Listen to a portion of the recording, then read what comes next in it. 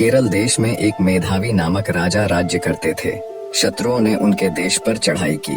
युद्ध में महाराज मारे गए। पति की मृत्यु के दुख में रानी भी उनके साथ सती हो गईं। राजा का इकलौता पुत्र चंद्रहास अभी 5-6 साल का ही था। दाई ने चुपके से उन्हें नगर से निकाला और कुंतलपुर ले गई। वह स्वामी भक्ता दाई मेहनत मजदूरी करके राजकुमार का पालन पोषण करने लगी। चंद्रहास बड़े ही सुंदर थे और बहुत सरल तथा विनयी थे। गांव के सभी स्त्री पुरुष ऐसे भोले सुंदर बालक से स्नेह करते थे। कहते हैं, जो अनाथ हो जाता है, जिसका कोई नहीं होता, उसके स्वयं भगवान होते हैं। उन्हीं की कृपा से एक दिन नारद जी घूमते हुए कुंतलपुर पहुंचे। बालक को एक शालग्राम की मूर्ति देकर नाम मंत्र बता गए। नन्हा बालक देवर्षि की कृपा से हरिभक्त हो गया। अब जिस समय वह अपने आप को भूलकर अपने कोमल कंठ से प्रभु गान करते हुए नृत्य करता, देखने वाले मुग्ध हो उठते। कुंतलपुर के राजा परम भगवद भक्त एवं संसार के विषय से पूरे विरक्त थे। विरक्त यानी भोग विलास से दूर रहने वाला। उनका कोई पुत्र नहीं था, केवल चंपक मालिनी नाम की एक कन्या थी। महर्षि गालव को राजा ने अपना गुरु बनाया था और गुरु के उपदेशानुसार वे भगवान के भजन में ही लगे रहते थे। राज्य का पूरा प्रबंध मंत्री धृष्ट बुद्धि करता था। मंत्री की अलग से भी बहुत बड़ी संपत्ति थी। राजा तो भगवत भक्ति में रहते थे, तो एक प्रकार से कुंतलपुर के शासक मंत्री धृष्ट बुद्धि ही थे। उनका मदन नाम का योग्य पुत्र था, जो उनकी राज कार्य में सहायता करता था। मंत्री धृष्ट बुद्धि की विषया नाम की एक अति सुंदर कन्या भी थी।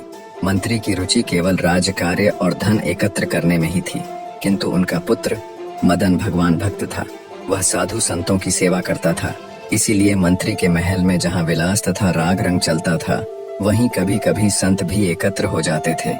भगवान की पावन कथा भी होती थी। इन कार्यों में रुचि न होने पर भी मंत्री धृष्ट बुद्धि अपने पुत्र के कारण कुछ न बोलते। एक दिन मंत्री के महल में ऋषि गण बैठे थे।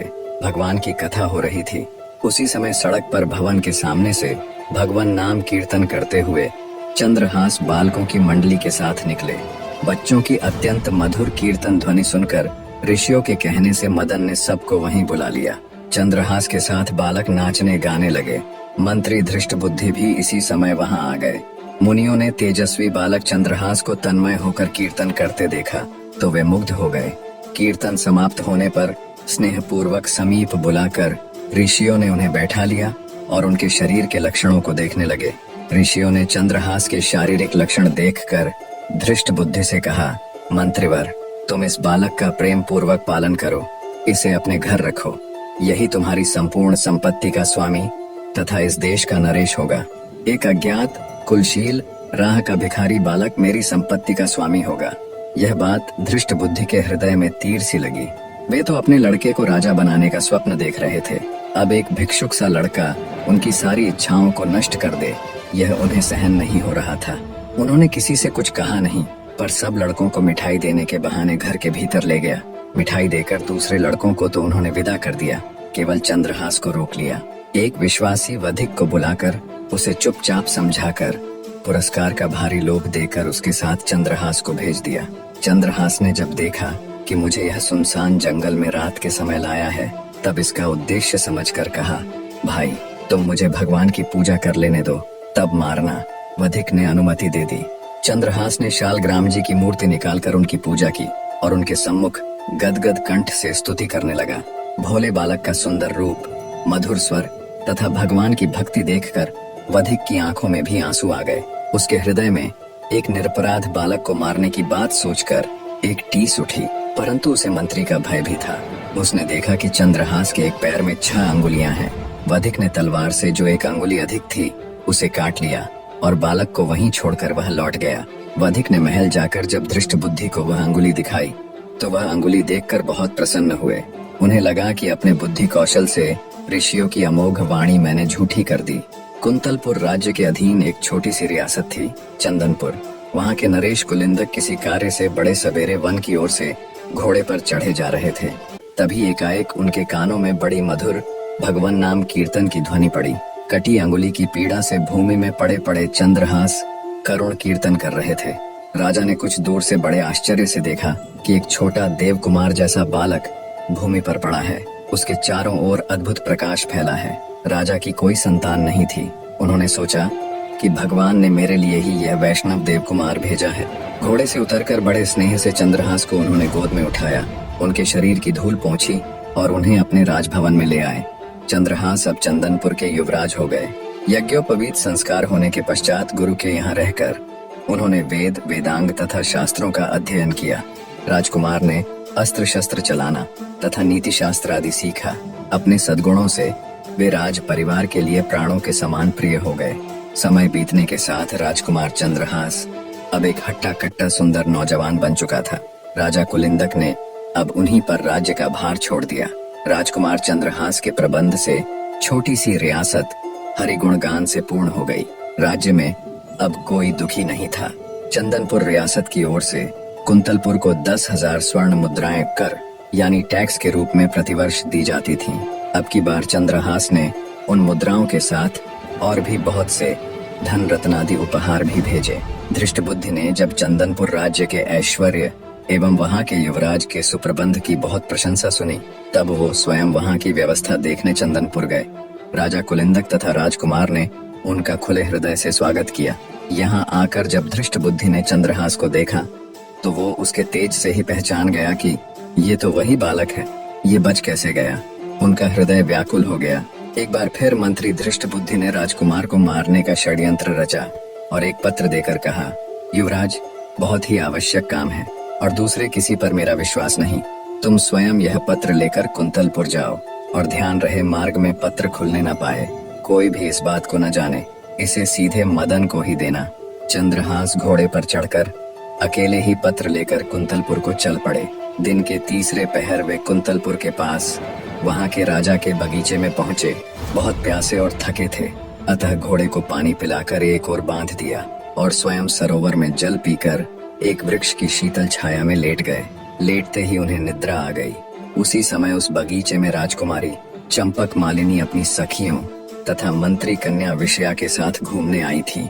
संयोगवश अकेली विषया उधर चली आई जहाँ चंद्रहास सोए थे। इस परम सुंदर युवक को देखकर वह मुग्ध हो गई और ध्यान से उसे देखने लगी।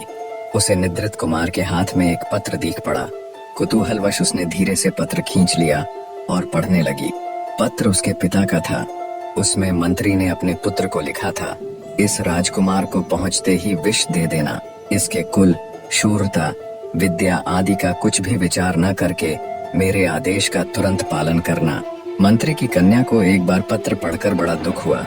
उसकी समझ में ही न आया कि पिताजी ऐसे सुंदर देवकुमार को क्यों विष देना चाहते हैं। सहसा उसे लगा कि पिताजी इससे मेरा विवाह करना चाहते हैं। वे मेरा नाम लिखते समय भूल से या अक्षर छोड़ गए। उसने भगवान के प्रति कृतज्ञता प्रकट की कि पत्र मेरे हाथ लगा, कहीं दूसरे को मिलता तो कितना अनर्थ होता।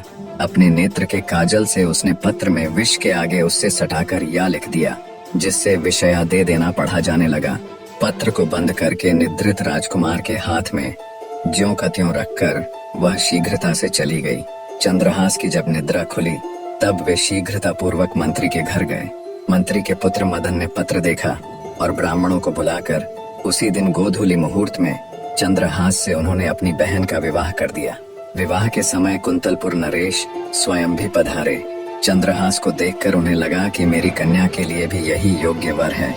उन्होंने चंदनपुर के इस युवराज की विद्या, बुद्धि, शूरता आदि की प्रशंसा बहुत सुन रखी थी। अब राजपुत्री का विवाह भी चंद्रहास से करने का उन्होंने निश्चय कर लिया। धृष्टबुद्धि 3 दिन बाद लौटे। वहां की स्थिति देखकर वे क्रोध के मारे पागल हो गए। उन्होंने सोचा, भले मेरी कन्या विधवा हो जाए, पर इस शत्रु का वध मैं अवश्य करा के रहूंगा। द्वेष से अंधे हुए हृदय की यही स्थिति होती है। अपने हृदय की बात मंत्री ने किसी से नहीं कही। नगर से बाहर पर्वत पर एक देवी का मंदिर था। धृष्टबुद्धि ने एक क्रूर वधिक को वहां यह समझाकर भेज दिया कि जो कोई देवी की पूजा करने आए उसे तुम मार डालना। मंत्री ने चंद्रहास को कहा कि अब तुम मेरे दामाद हो गए हो। हमारी कुल प्रथा के अनुसार शादी के बाद भवानी जी की पूजा की जाती है। मंत्री ने चंद्रहास को सायंकाल बिल्कुल अकेले जाकर देवी की पूजा करने का आदेश दिया। इधर कुंतलपुर नरेश के मन में वैराग्य हुआ।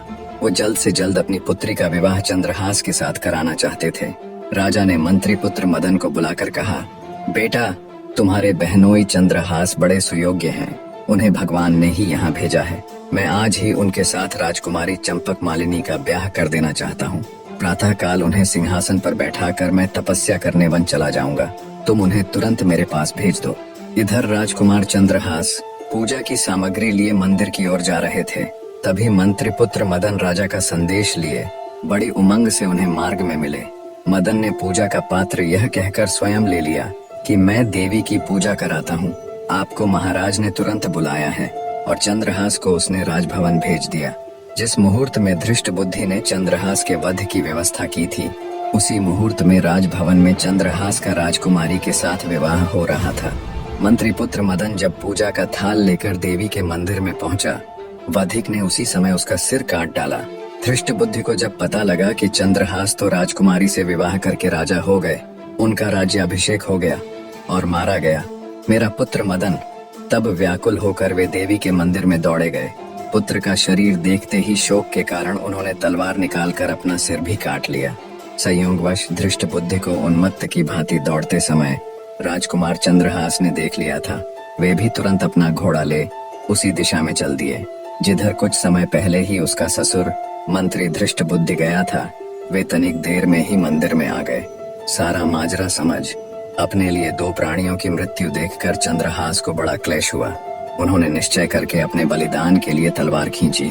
उसी समय माँ भवानी साक्षात प्रकट हो गई। उन्होंने कहा, बेटा, यह धृष्ट बुद्धि बड़ा दुष्ट था और सदा तुझे मारने के प्रयत्न में लगा रहता था। इसका पुत्र मदन सज्जन और भगवत भक्त था, किंतु उसने तेरे विवाह के समय तुझे अपना शरीर दे डालने का संकल्प किया था, अतः वह भी इस प्रकार पूर्ण हुआ। अब तू वरदान मांग। चंद्रहास ने हाथ जोड़कर कहा, माता, आप प्रसन्न हैं तो ऐसा वर दें जिससे श्री हरि में मेरी अविचल भक्ति जन्म जन्मांतर तक बनी रहे और इस धृष्ट बुद्धि के अपराध को आप क्षमा कर दें। मेरे लिए मरने वाले इन दोनों को आप जीवित कर दें। देवी तथास्तु कहकर अंतर्ध्यान हो गई। धृष्ट बुद्धि और मदन तुरंत उठ खड़े हुए। सारे वृतांत का पता चलने पर मंत्री धृष्ट बुद्धि राजकुमार चंद्रहास के पैरों में गिरकर माफी मांगने लगा। राजकुमार चंद्रहास ने उन्हें उठाया और अपने हृदय से लगा लिया। मंत्री अब पूरी तरह बदलकर भगवान के परम भक्त हो गए। मदन तो भक्त था ही, उसने चंद्रहास का बड़ा आदर किया। सब मिलकर सानंद घर लौट आए। निष्कर्ष, माफी, दया और भक्ति जीवन के असली मूल्य हैं, जो इंसान को उसकी आंतरिक शक्तियों से जोड़ते हैं और उसे उन्नति की ओर ले जाते हैं। वीडियो पसंद आई हो तो लाइक जरूर करना। आप भी अगर मेरी तरह वीडियो बनाना सीखना चाहते हैं, ट्रू वर्ड्स चैनल को ज्वाइन करके ट्रू वर्ड्स परिवार का हिस्सा बने। धन्यवाद।